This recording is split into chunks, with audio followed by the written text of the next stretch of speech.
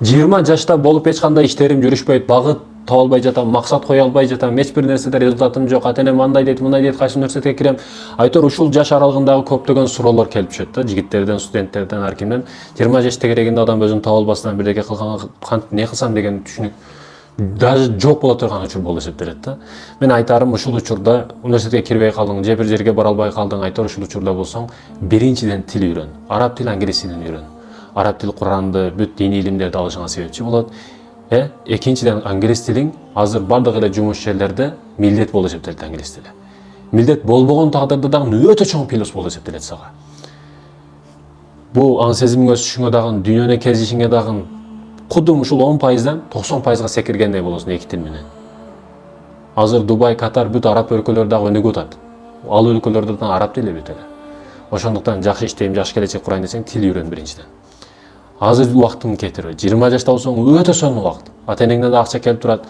Бардык шарттар түзүлгөн. Окуйм десең окушка, себеби жашсың деген түшүнүк бар да. Ата-энең көз карашта дагы сен жашсың. Окусун деген түшүнүк бар ата-энеңден. Окуп кал.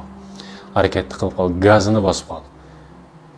Ушул учурларды кармап калбасаң, өмүр бою иштеп өтүшүңө туура келет. 20, 30, 35ке чейин иштедиң, окудуң, жакшы бир келечекти өзүңө куруп албасаң, бизнесте акча келе турган системаны өзүңө куруп албасаң, кийин өмүр бою иштеп өтүшүңө туура келет. Бүгүн эптеп акча кылып алсам, тойго акча кылып алсам болду, иштебейм дейт Россияда. Той кылат.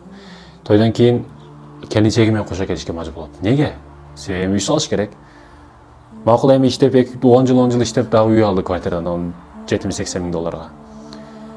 Болду эми келбейбиз деп ниет кылат. Бирок баары бир тагдыр алып келип койгонун билбей калат да. Эми балдары чоңоюп атат, балдардын келечеги аракет кылыш керек. Ушинтип иштеп өткөн эми өтүп экенин билбей калат. Баягы нени айткым келет, урматтуу жигит? Нени айткым келет? Кулагыңда кулак сырга кылып, жакшылап төшөп алгын кулагыңа, эстен чыкпай турган кылып, сен бойдок болсоң, жеке башыңа тобокел кыласың. А үй бүлөң болгондон кийин, үй бүлөң үчүн тобокел кылышыңа туура келип калат. Сен күйсөң, жалгыз башың күйөт. А үй бүлөң менен болгон учурда, үй бүлөң менен кошо күйөсүң да.